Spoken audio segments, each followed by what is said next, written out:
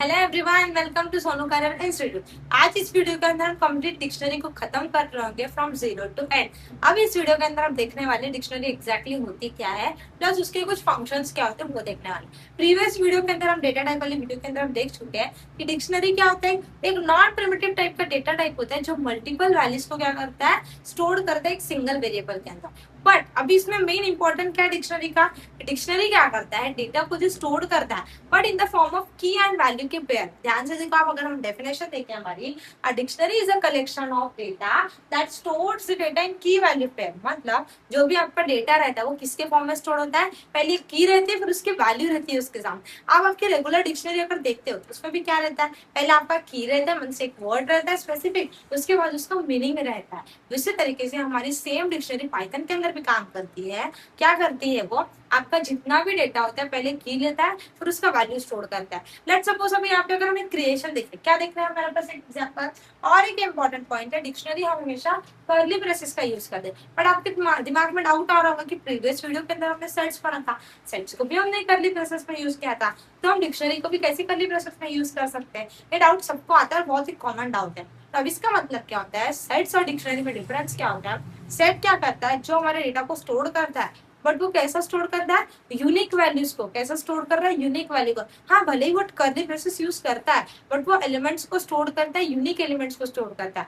Where अगर हम dictionary की बात करें तो डिक्शनरी क्या करता है, हमारे डेटा को स्टोर करता है but in the form of key and value pair. याद रखना ये चीज, डिक्शनरी क्या करता है, आपके डेटा को कैसे स्टोर करता है, की एंड वैल्यू के पेयर में। एक एग्जाम्पल देखो, एग्जाम्पल क्या हमारे पास, एक स्टूडेंट नाम का वेरिएबल है जिसके अंदर मुझे उसका डेटा क्या करना है, स्टोर करना। तो ये स्टूडेंट नाम के वेरिएबल के अंदर by using curly braces I right the dictionary that is, पहले उसका नेम लिखा हमने दैट इज माय की, और उसका वैल्यू क्या है, राज। उसका नाम क्या है, राज। मुझे मेरे पास एक राज नाम का स्टूडेंट है, उसका क्या करना है, डेटा को ऐड करना। तो मुझे क्या करना पड़ेगा, पहले एक वेरिएबल बनाना पड़ेगा, फिर कर्ली ब्रेसेस यूज करके पहले उसका क्या करना पड़ेगा, की। मुझे क्या स्टोर करना है, उसका नेम। तो मैं क्या पहले स्टोर करूंगी नेम, उसके बाद क्या स्टोर करूंगी, उसकी वैल्यू। और वैल्यू क्या है मेरे पास, उसका नाम। तो नाम क्या है उसका, राज।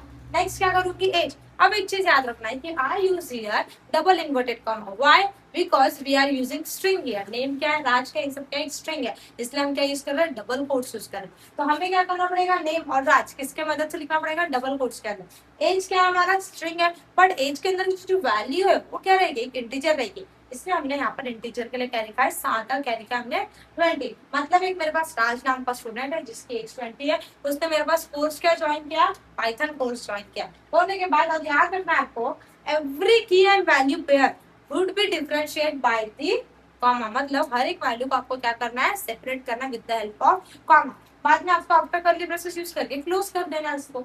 अगर मुझे डेटा को एक्सेस करना, मुझे मेरे डिक्शनरी को एक्सेस करना, तो क्या करना पड़ेगा, सिंपली आपको प्रिंट लिख के आपका जो डिक्शनरी का वेरिएबल है, जो आपका वेरिएबल उसका नाम लिखोगे, आप असाइन करोगे तो आपके पास आउटपुट आ जाएगा। पूरी की पूरी डिक्शनरी आपको क्या हो जाएगी, प्रिंट होकर आ जाएगी। अब नेक्स्ट देखते हैं, अगर मुझे एक स्पेसिफिक डेटा को क्या करना है, एक स्पेसिफिक की को क्या करना है, एक्सेस करना। मतलब इतनी बड़ी डिक्शनरी में से मुझे उसका एज नहीं चाहिए, मुझे उसका कोर्स नहीं चाहिए, बस मुझे उसका नाम चाहिए। तो नाम करने के लिए आप सिंपली आपका डिक्शनरी लिखोगे स्टूडेंट, और उस स्टूडेंट का नेम प्रिंट करना है, तो आप स्क्वायर ब्रैकेट की मदद से क्या करोगे, उसका नाम लिखोगे, मतलब उसका की लिखोगे।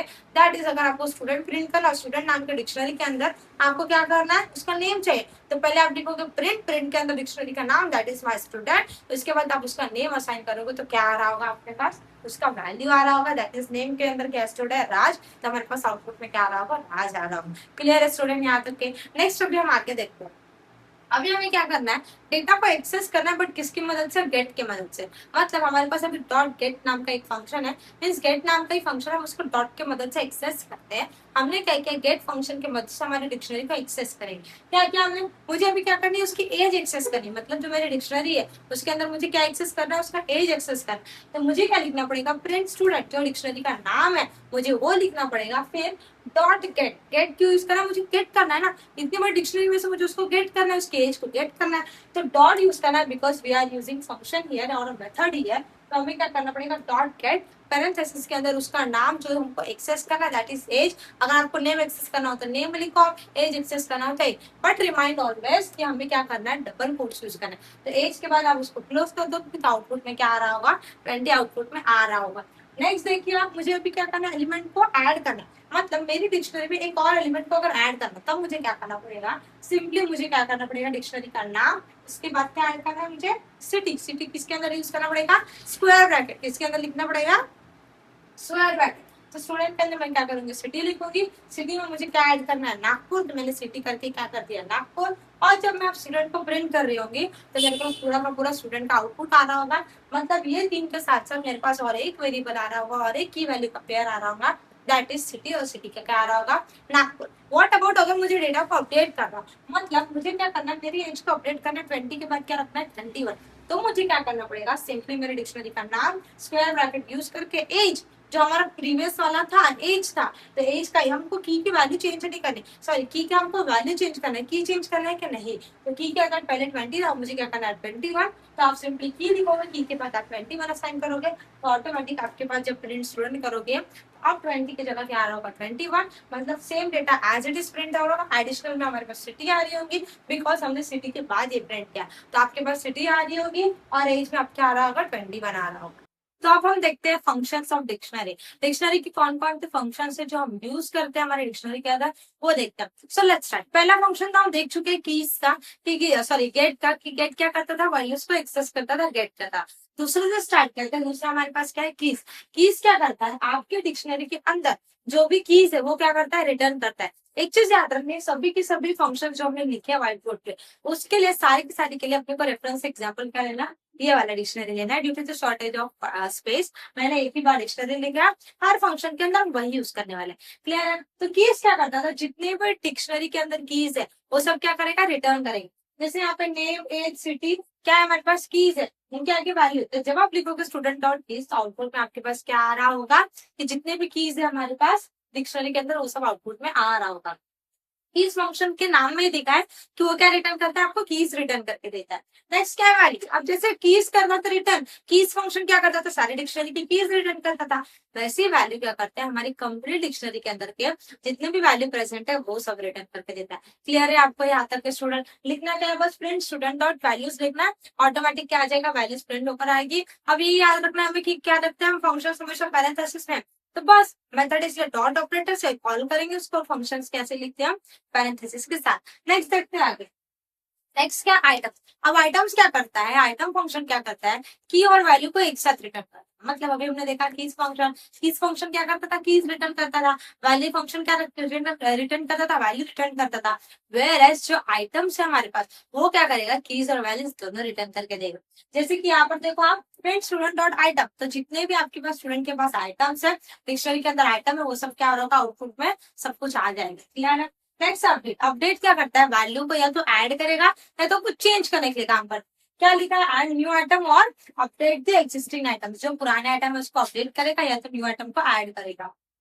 एग्जाम्पल देखिए, स्टूडेंट डॉट अपडेट, मैं क्या करना चाहती हूँ, अपडेट करना चाहती हूँ। अब वो फंक्शन है तो क्या करेंगे हम, पैरेंथेसिस, बट फंक्शन के अंदर मैं क्या करना चाहती हूँ, डिक्शनरी। हमने जो पहला अपडेट देखा था वो अपडेट क्या करता था, एक ही वैल्यू को अपडेट करता था। अब हम क्या देख रहे हैं, मल्टीपल, तुमको डिक्शनरी में डिक्शनरी अपडेट करना ना, तो फंक्शन इसलिए हमने पैरेंथेसिस यूज किया, करली ब्रेसेस इसलिए यूज किया क्योंकि हम डिक्शनरी को अपडेट करें, मतलब डिक्शनरी में डिक्शनरी ऐड कर रहे, की वैल्यूज को ऐड कर रहे। तो मुझे क्या चाहिए, एज चाहिए। पहले यहाँ पर एज क्या था, 20 एज थी, 21 एज थी, सॉरी यहाँ पर 20 चाहिए था, यहाँ पर 21 चाहिए था। ओके, यहाँ पर क्या चाहिए था आपको, यहाँ पर 20 चाहिए था, यहाँ पर क्या है आपके पास 21। तो अपडेट करने में क्या आ रहा था, एज अब आपकी क्या हो चुकी है 21, मतलब अभी सिटी क्या थी नागपुर, तो अब सिटी क्या हो गई है मुंबई, और एज क्या हो गई हमारी 21। क्लियर है। तो आप जब स्टूडेंट को प्रिंट करोगे तो इस बार कुछ नया आ रहा होगा आपके आउटपुट में। ठीक है। नेक्स्ट क्या हमारे पास, पॉप। पॉप क्या करता है, आपका जो भी आपने यहाँ पर बोला, जैसे पॉप एज बोला, तो वो एज को क्या करेगा, रिमूव करेगा। पॉप मतलब रिमूव करेगा। तो अगर आपने एज बोला तो आपकी कंप्लीट डिक्शनरी में से पॉप क्या करेगा,